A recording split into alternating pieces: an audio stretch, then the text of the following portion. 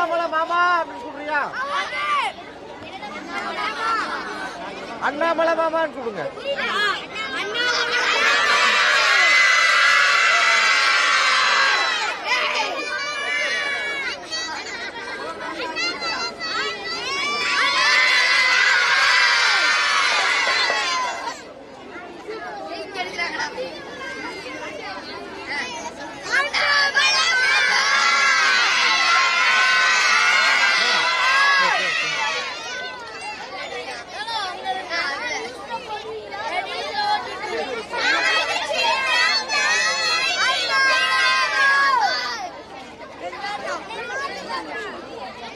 எல்லாம் தரேன். மோடி மோடி மோடி பின்னாடி போ, பின்னாடி போ.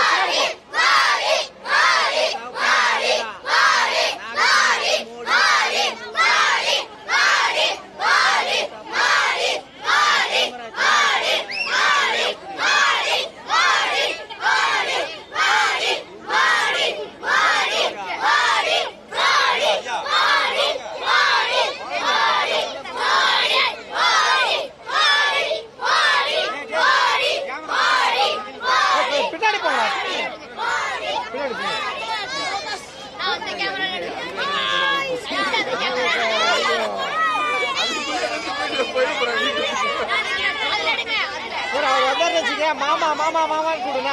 தலைவர் வந்தா மாமா மாமான்னு கூடுங்க. சேனல் பேரு இருக்காரு, சேனல் பேரு கே அண்ணாமலை, யூடியூப்ல கே அண்ணாமலை.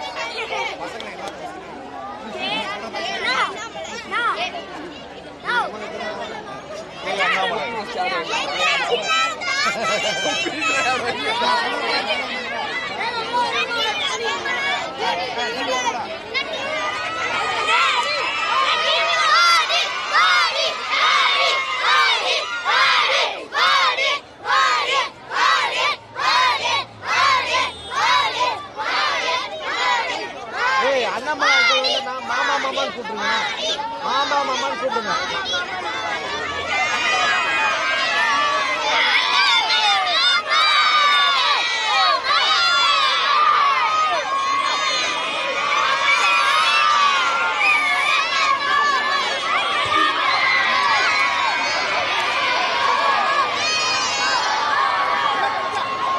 வண்டி நிறுத்துங்கண்ணா, வண்டி நிறுத்துங்க, வண்டி நிறுத்துங்க. நன்றிங்கண்ணா, நன்றிங்கண்ணா. அன்பார்ந்த பெரியவர்களே, தாய்மார்களே,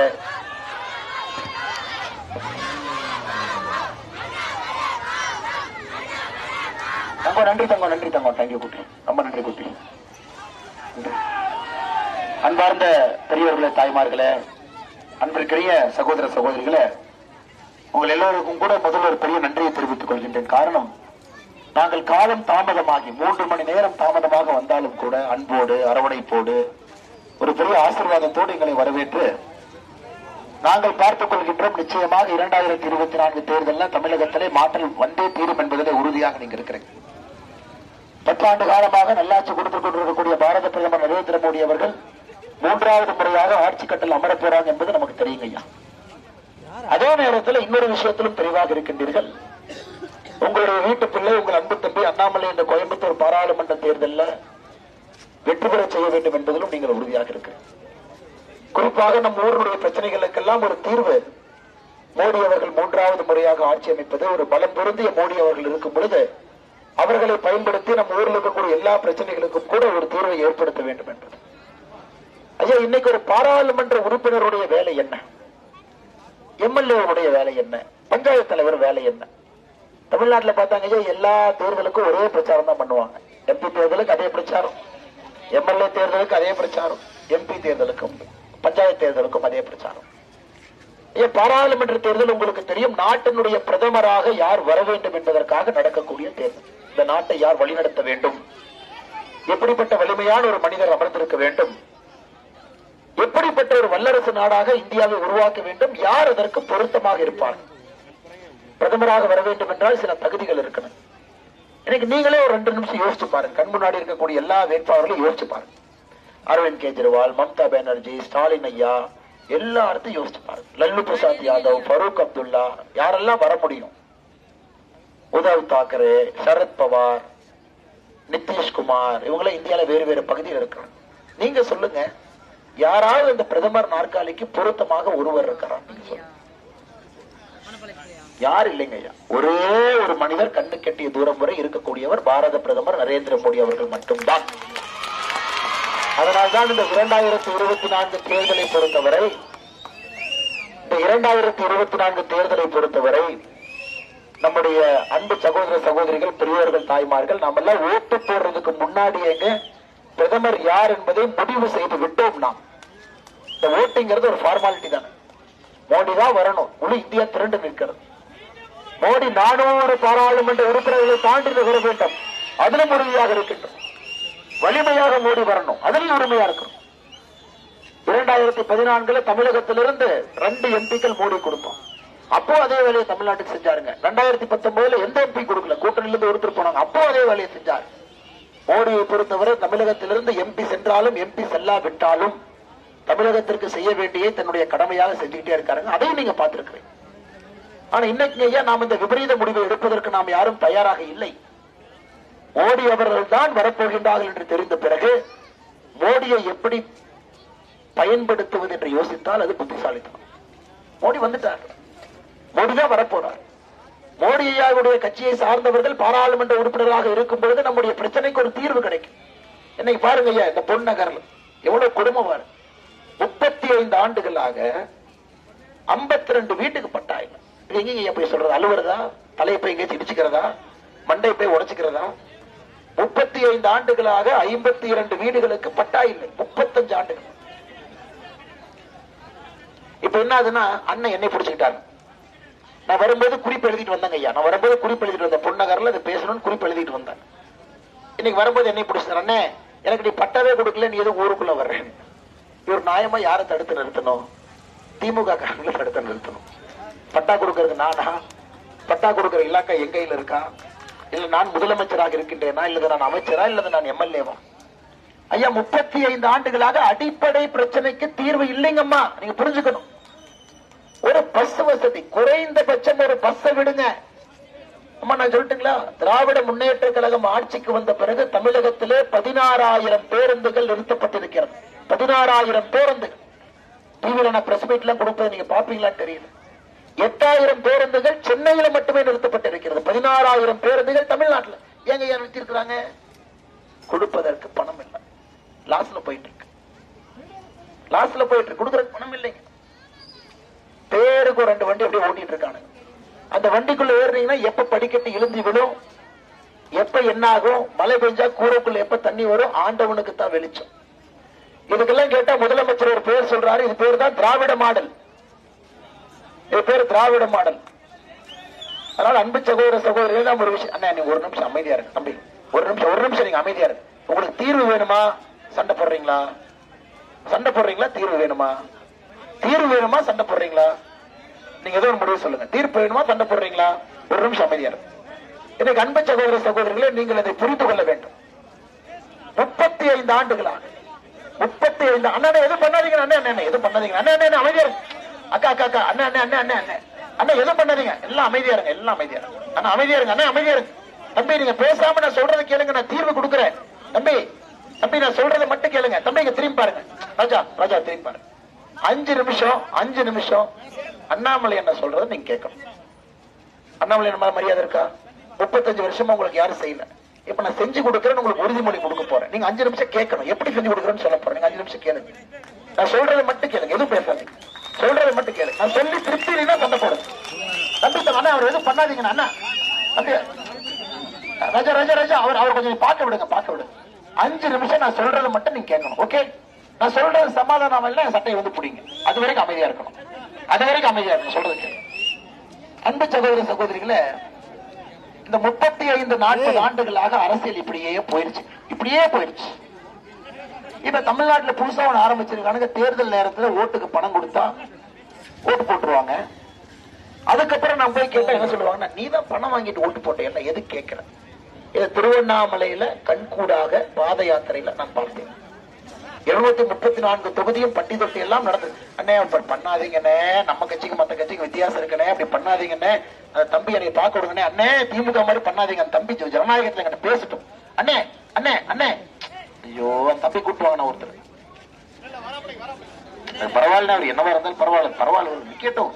இப்ப ஜனநாயகத்துல எல்லாத்துக்கும் உரிமை இருக்குல்ல, விடுங்கண்ணே. அவர் ஒரு கேள்வி கேட்கிறாரு, நம்ம பதில் சொல்ல விடுங்க. அவர் பாவம் யார்கிட்ட கேள்வி கேட்கணும்னு தெரியாம என்கிட்ட கேட்கிறாரு.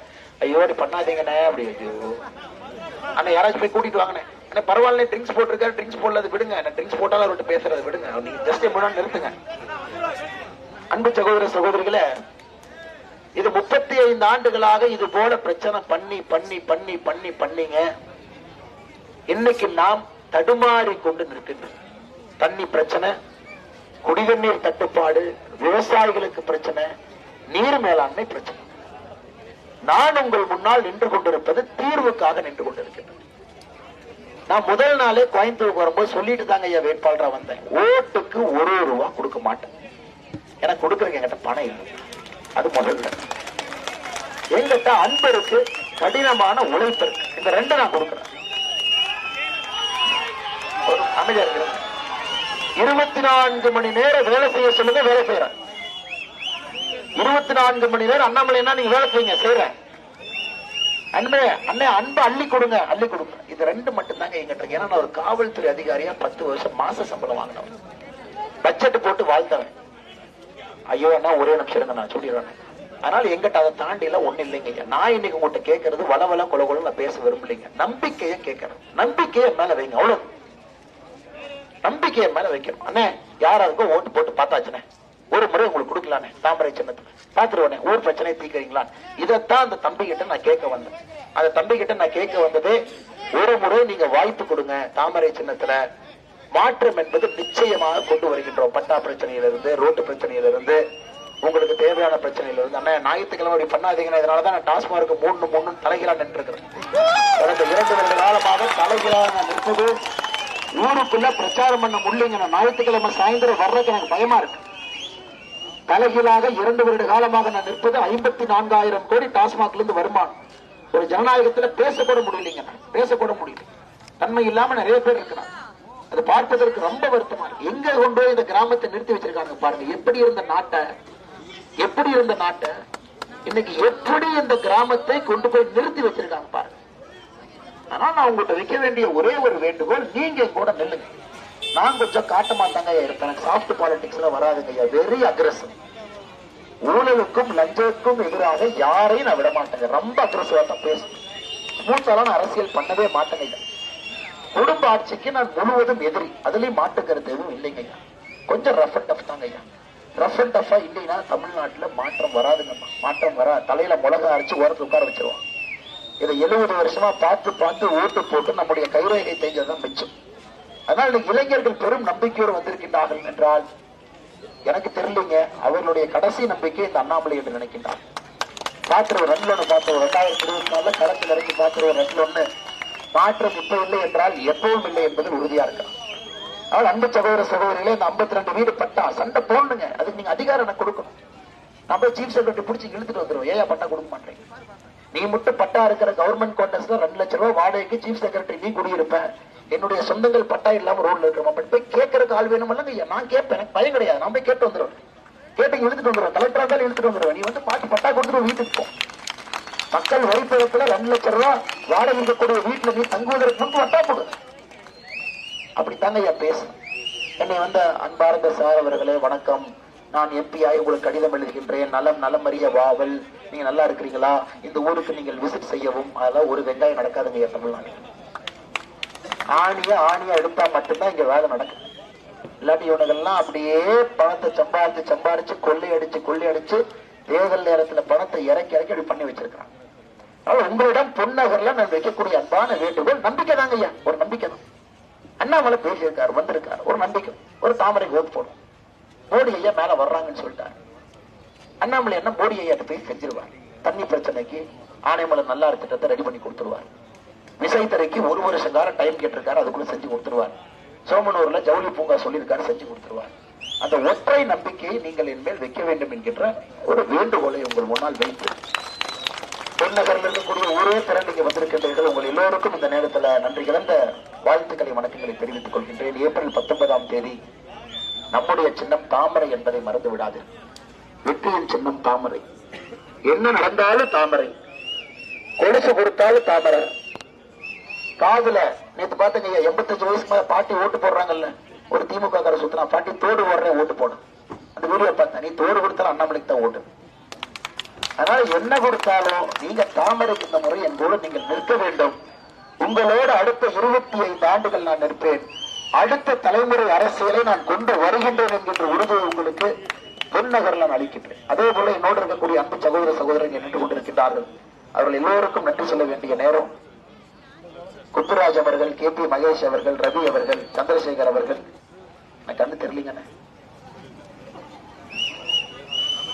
ஜெயச்சந்திரன் அவர்கள், மயில்சாமி அவர்கள், பிரகாஷ் அவர்கள், விஜயலட்சுமி அவர்கள், சுவாமிநாதன் அவர்கள், பூபதி அவர்கள், செல்வராஜ் அவர்கள், கனகசபாபதி அவர்கள், அஸ்வின் அவர்கள், பாலகிருஷ்ணன், செந்தில், சவுந்தர் அவர்கள், நம்முடைய கூட்டணி கட்சியினுடைய அன்பு தலைவர்கள் நின்று கொண்டிருக்கின்றார்கள். பாட்டாளி மக்கள் கட்சியினுடைய தோழர்கள் நின்று கொண்டிருக்கிறார்கள். நன்றி தெரிவித்துக் கொள்கின்றேன்.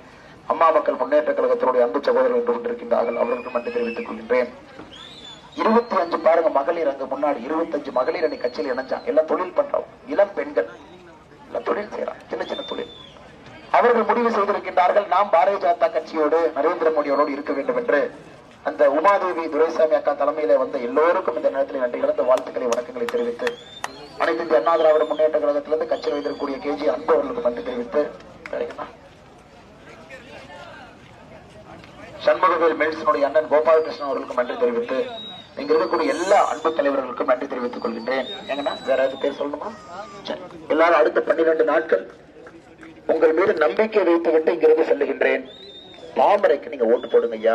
தப்பான ஓட்டு கிடையாது, தப்பான ஓட்டு கிடையாது, சரி பண்ணி கொடுக்கிறேன். அது என்னுடைய பொறுப்பு, அது என்னுடைய பொறுப்பு.